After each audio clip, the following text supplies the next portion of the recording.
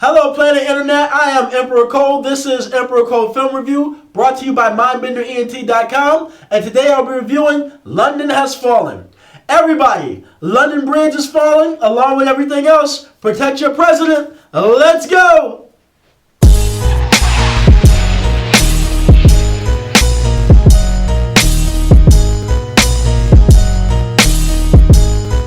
London Has Fallen is the sequel to the film Olympus Has Fallen. So now the British Prime Minister turns up dead, so all the heads of states from several places are coming to London for his funeral.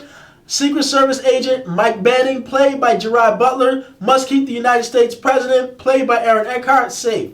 And of course, when they get there, all the nonsense pops off. So this movie is a larger scale production, which would be expected. It's a sequel, you know. Instead of protecting just the White House and the White House going down, a whole entire city on foreign ground is going down. So that is expected. They did a very good job at upping the stakes. So this movie has somewhat of a larger budget than the original.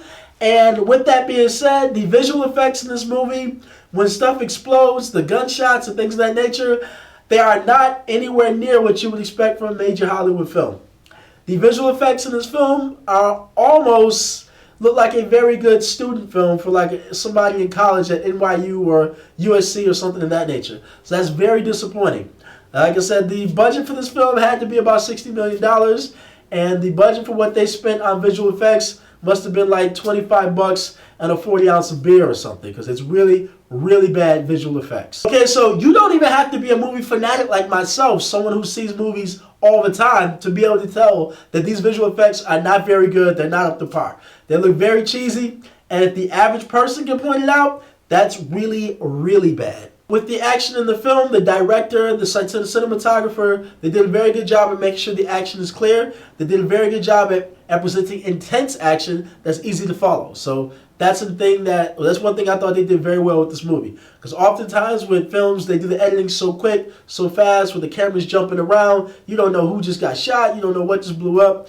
Yada, yada, yada. It's hard to keep score as far as who's winning, who's losing, and all that good stuff. So very good job by the director on that particular thing.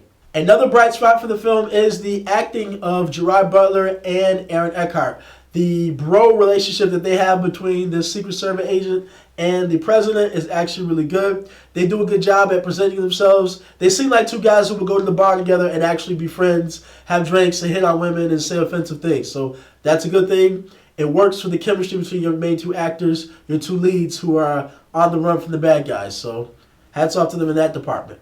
I feel like more could have been done with the story for this movie. What I mean is, you got the American government, you got the British government, and you got all the governments of the world all in one place. The bad guy for this film could have had more motivations than just being for revenge or something of that nature. The story, whoever wrote the script, and just the producers of the film, they could have decided to do a little bit more. They could have made it more intricate, where this person was really working for this government to achieve this means because of X, Y, and Z. And it turns out some of these supporters, these countries, are now actually backing them. They could have went a little farther with that. They could have went in deeper instead of just some of the things that they did, which are very typical. Some of the typical cliches that you see all the time. So, granted, I knew what type of movie to expect going into this movie. It's not like I thought it was going to be a Scorsese or a Spielberg masterpiece or something of that nature, but I feel like there was an opportunity to do a little bit more, because since the first film did better than everybody thought it was going to be, there's an opportunity for this to be a full franchise with a third and fourth movie. But the second one is kind of on shaky legs right now. Okay, so now it's time for me to give London Has Fallen a score on the Mindbender Movie Meter. It's an action film. I love action films. So I'm pulling for it a little more than normal, but I'm going to have to give this one a 60%. London Has Fallen, a 60% on the Mindbender Movie Meter score.